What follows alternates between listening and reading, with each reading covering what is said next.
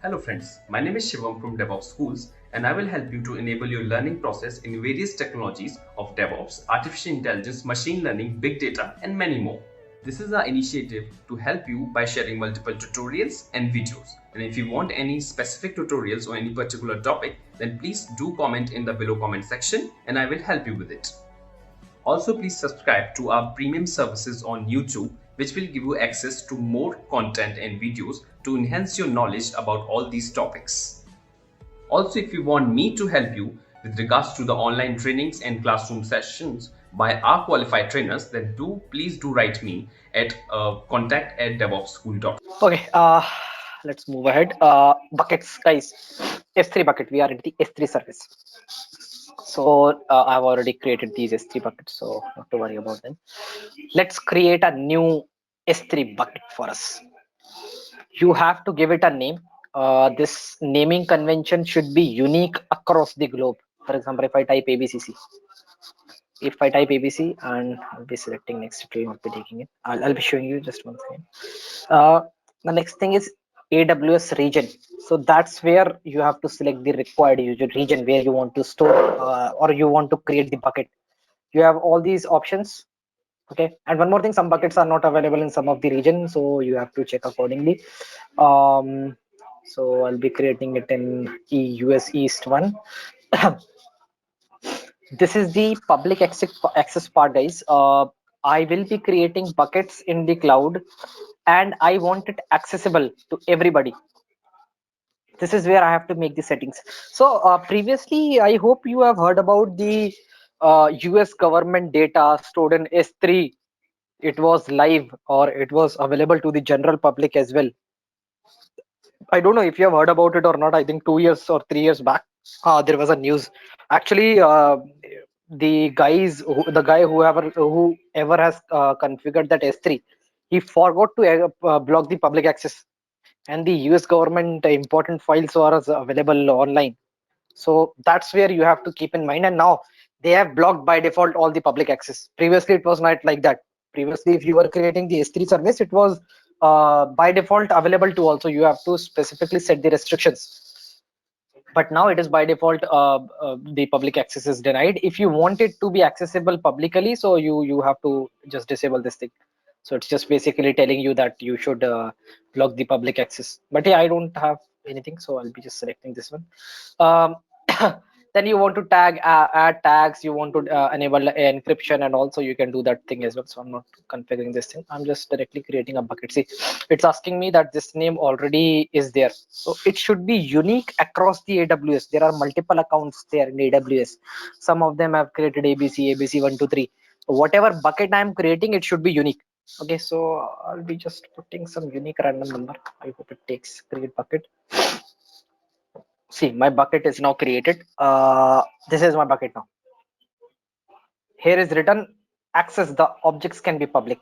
This is the creation date. This is the region where it is created.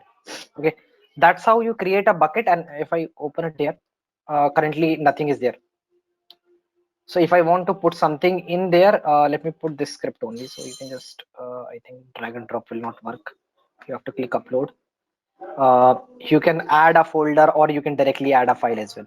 So if I click on add file, desktop, just the ELB script, I'll be selecting this one. And this is the destination, this is the bucket name. My file has been selected. I'll just upload it directly. The file has been successfully uploaded. Okay, so let me close this one, and you see I'm inside my bucket. This is the file available. Okay, that's how you upload a file. And what else? If you want to access it, I think it will be accessible like this only. This is the URL. This is the bucket name. You see the bucket name, then S3 Amazon service, then the file name. So if I hit enter, currently the access is denied. Now what else? I have to set permissions. Maybe I'm missing something. Action.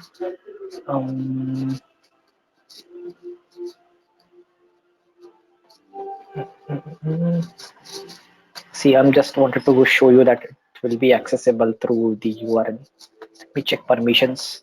Objects can be public. This is done. This is done. Bucket owner, everyone public. The URL should be accessible. Let me move back. Let me try to access this bucket. Copy ARN.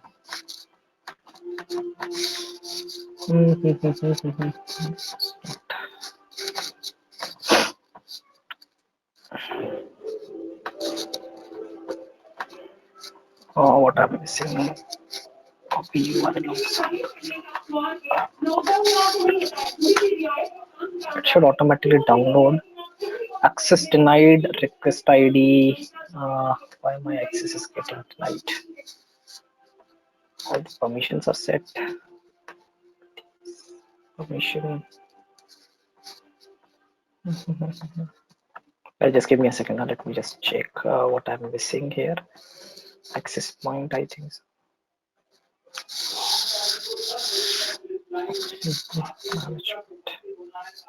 I'll be creating the lifecycle as well. Yes, objects can be public. Lock all public access is disabled. Ownership. Oh, North Virginia. Oh, what am I missing?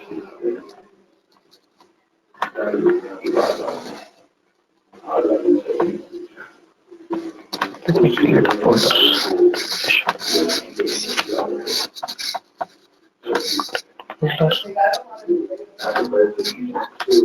Hey viewers, our Mastery in DevOps engineering program can help you to hone the skills necessary to succeed in high-level DevOps positions. So, what are you waiting for? Enroll now and earn certification that show you are keeping pace with today's technical roles and requirements. Contact info is mentioned in the video sidebars and in the description box. Book your seats for the upcoming batches now.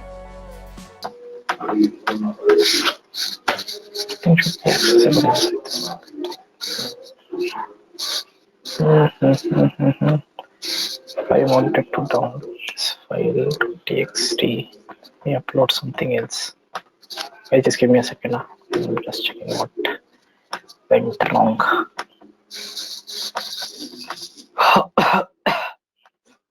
This PPT itself.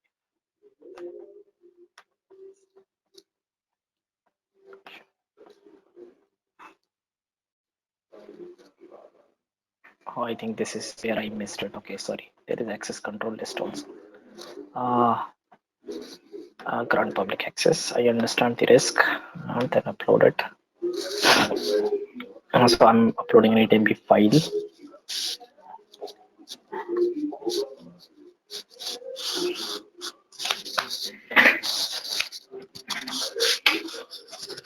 So they have put granular controls now so that the files will not leak or important stuff will not leak.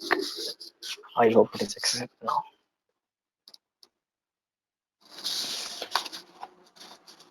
Yep, it is done. Close it.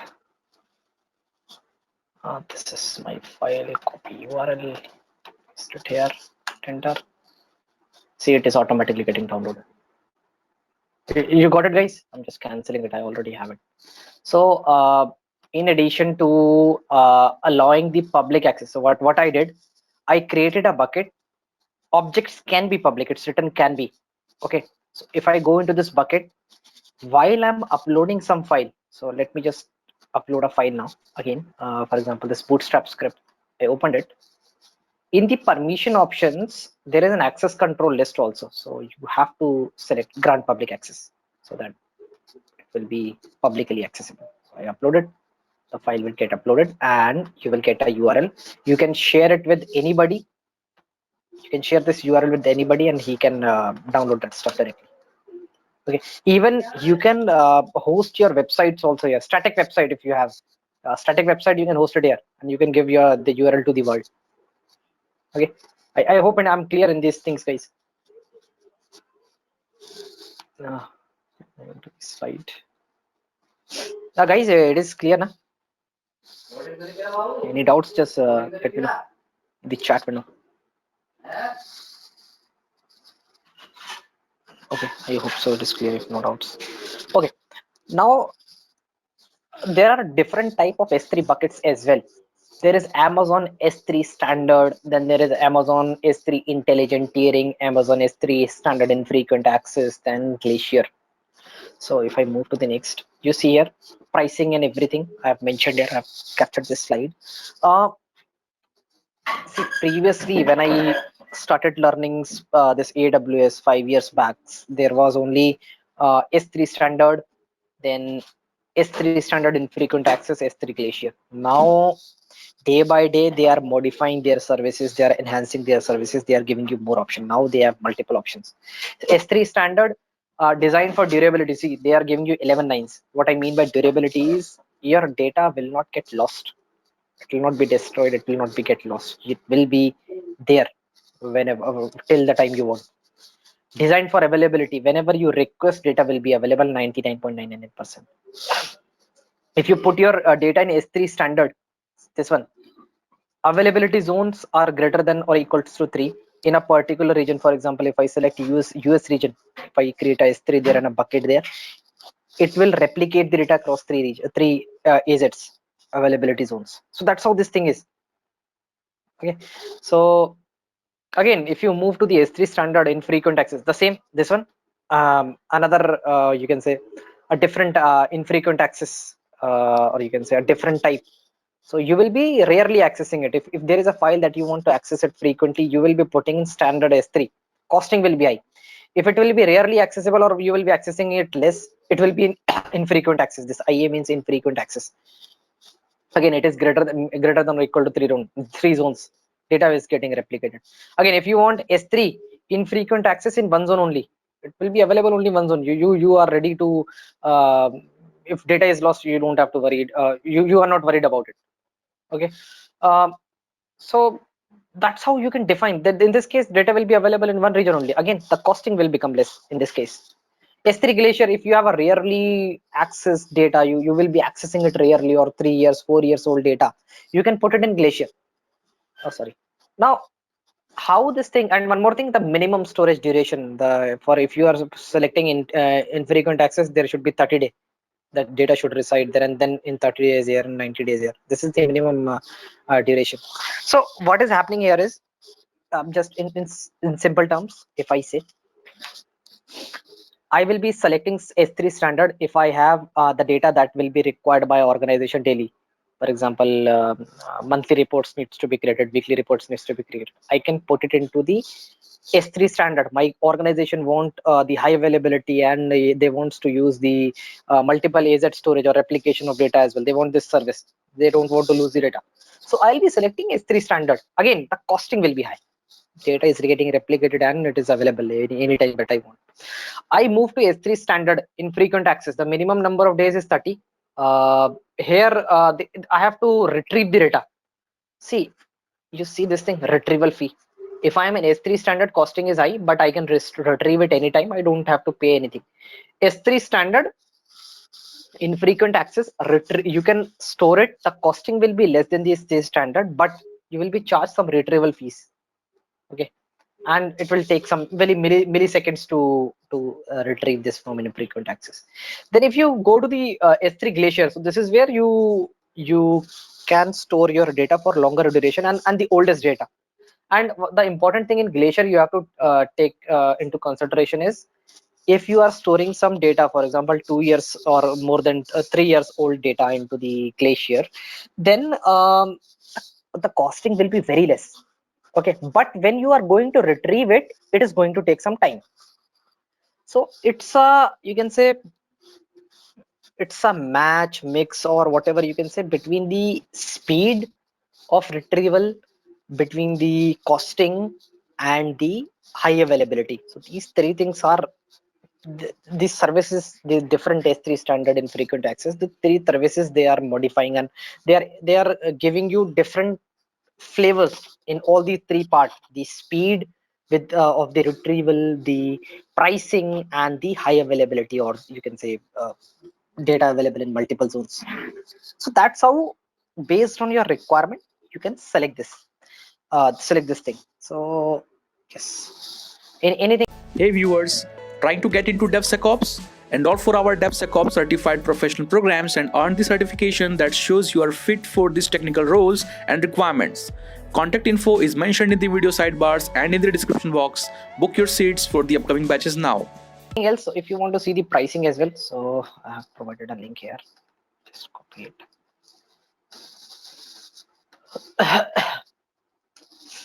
S3 pricing.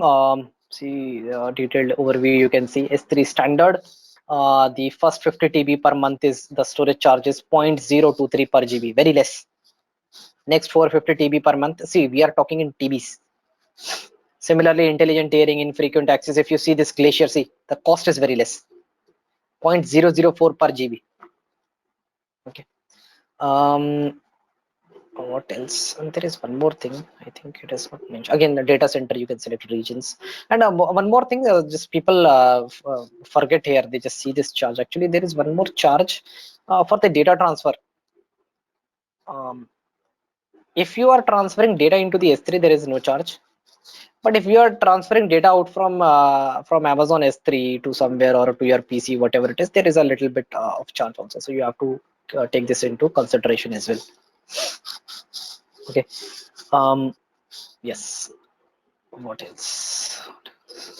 To the next part. I hope this is clear to you guys.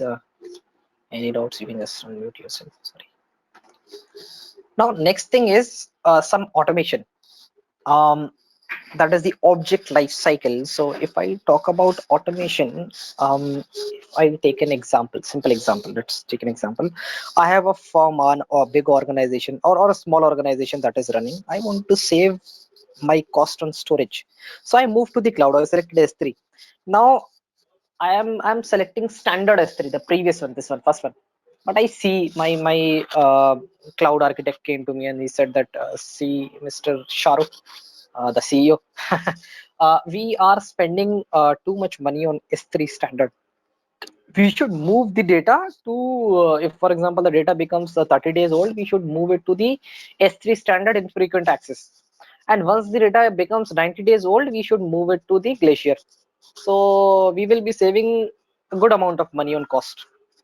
Sorry, good amount of money on storage, or good amount of cost on storage. So I said, okay, yeah, let's do it. So the first thing is either do it manually. So see, in today's world, everything is automated, so we don't have to worry about this.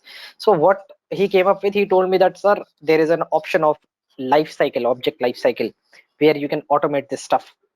Okay, so you can do this automation. For example, you are uploading some data to S3 storage. For first 30 days, it will be stored in standard S3 storage. Next 30 days automatically get transferred to infrequent access, and after 90 days automatically get transferred to the last one, that is the Glacier.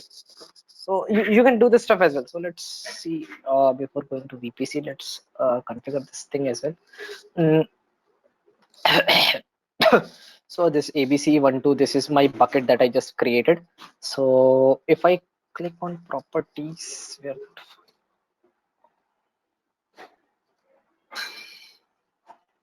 permissions, I was showing one more thing. It just came into my mind. I just forgot.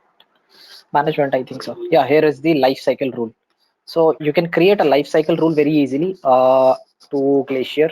Transfer old data to Glacier. You just name it whatever you want. So I want to apply it to all the objects that are present in this bucket. 3 files are there, 2 files and 1 folder. I acknowledge. Lifecycle rules. Okay, they have modified. They are modifying it continuously. Yeah. Lifecycle rules. Move current version of objects between storage class. I want this. There are multiple options. Move current version of objects between storage classes. There are storage classes. See, transition current version of object between storage classes. I want to transfer my data to standard infrequent access after 30 days. One more transition. Add my data to Glacier after 90 days. Transition, I'm automating things, guys. Okay, so you can just review it and you can just save it as well. You can create a rule out of it. Okay, so let me just create a rule. The configure the lifecycle has been configured. Transition to standard, then Glacier. Entire bucket. So whatever is there, Inside the bucket, automatically it moves to the different zones. This different what do you call it? The types of storage. I hope I'm clear here, guys. Any doubts? You just let me know. That is the main thing here. Are we good in this S3, guys? Any kind of doubt anywhere?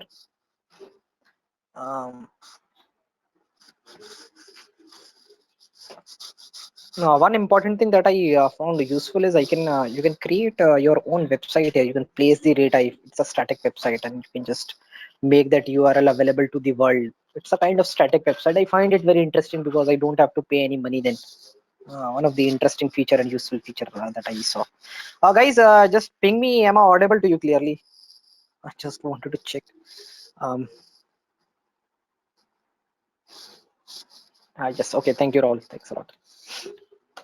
Now moving to the next part, that is the VPC. Actually, I just remembered something about this.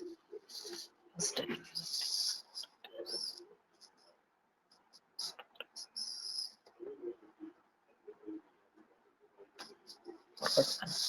what I was telling is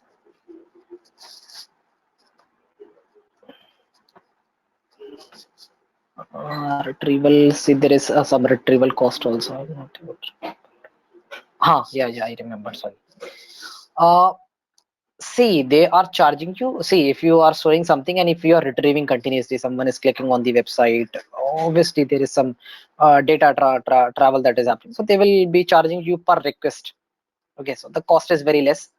So yeah, negligible cost is there. So you can create the use case according to your requirement. Yeah, moving to the next part that is important, the VPC. What is a VPC? So a VPC is a private subsection of AWS that you control, in which you can place your AWS resources. So guys, you will be launching EC2 instances and other services. So what you can do? Hey viewers, are you looking for formal training on SRE practices? Take our SRE program. This course will teach you how to successfully implement site reliability engineering in the modern day 24/7 services. Kickstart your SRE training today. Contact info is mentioned in the video sidebars and in the description box. Book your seats for the upcoming batches now. You can launch them. Whatever you launch in whatever service you launch with an IP address associated with it, you can launch it into your own created small subnet, or you can say all small subnet, or you can say inside I have a home. I can in AWS I have my account. Inside that account I just create a small home. I put a boundaries with the help of subnet. Okay, and I can launch all the services inside that subnet with the IP based service, for example EC2. Okay, let me just explain you more easily. Slide is there. So just in you can say I just wanted to explain. So using the Facebook analogy for you. The top one is the Facebook and the bottom one is the AWS. VPC, your VPC is on. For example, you have a Facebook, you have your own account, you are performing activity, you are storing your photos, videos. Your home page is viewable only to you. Once you log in and you check out the basic things, your home page is visible to you, but your friends can't view that home page. Similarly, in AWS, your VPC, you have your VPC that is visible to you only. Others can't see it.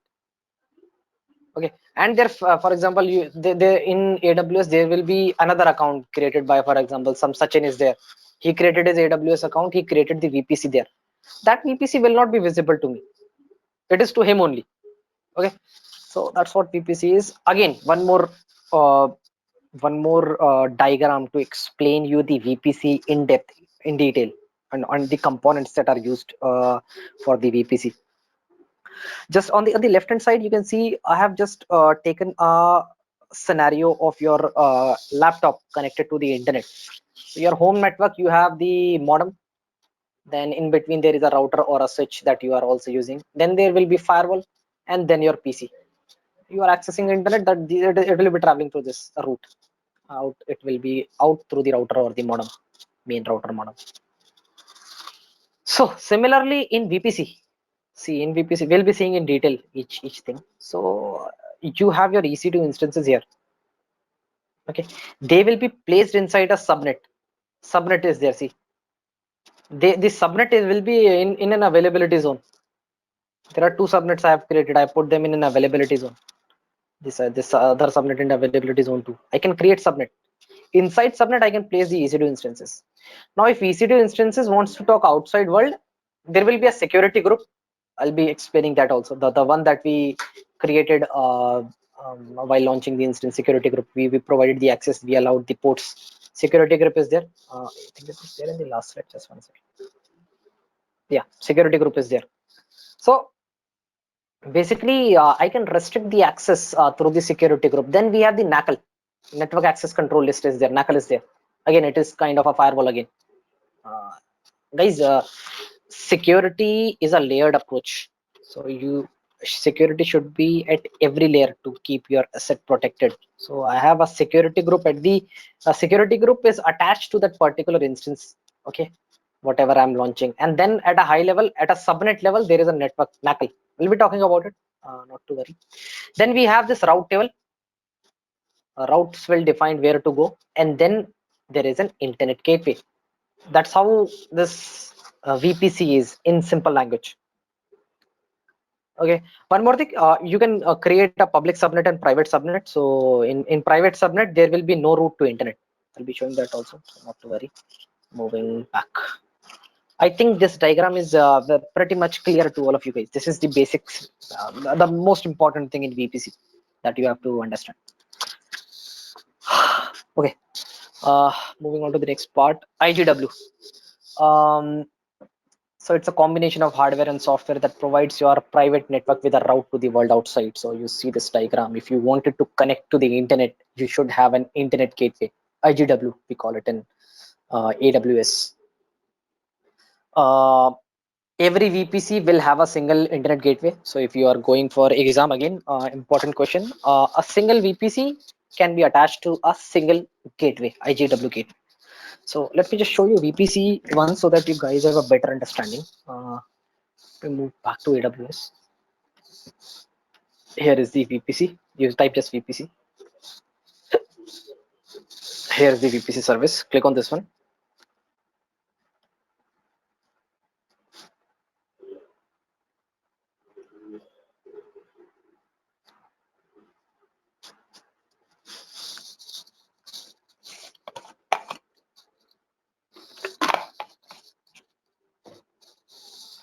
See, VPC is again a region-based service. It's regional. So I'm in US East 1. Let me select this one. See, now things will get more clear, guys. Please focus here. This is the VPC ID. This is my VPC. This is the IPv4 CIDR, the range. I'm launching EC2 instances. They will be, if they are launched in this VPC, they will be assigned the IP address in this range. Okay. Yeah, that's it. There is a route table attached, network ACL attached, network route table. The things that we are talking here, the route table, the network ACL, all things are assigned here. Now, if you want to see the internet gateway router that is attached, let me check in details whether they are showing in details. IGW should be shown here. CIDRs. So this is the associate CIDR. Okay. Stacks. Internet gateway, here it is. Let me just check it quickly. See, this is the internet gateway ID that is attached to this VPC. If you remove this internet gateway, internet will be disabled. So I think you have the option of detach from VPC. If you detach it, the internet will be disabled from the VPC, from the specific VPC. So keep this in mind. So you can attach to a VPC a single internet gateway. This is the route to the world. Okay. So VPC explained, what's internet gateway explained. Route table. Guys, route table is important.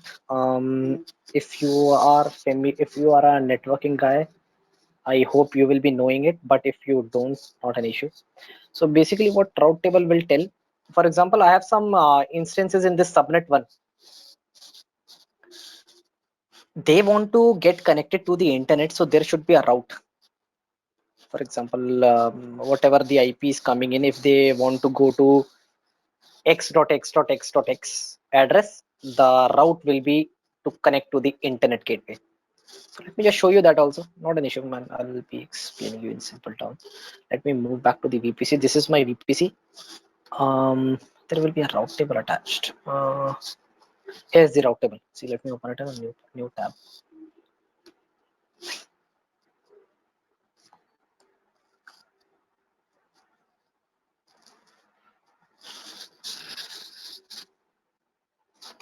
Okay, just give me 1 minute. Let me know that it's sitting in a different position.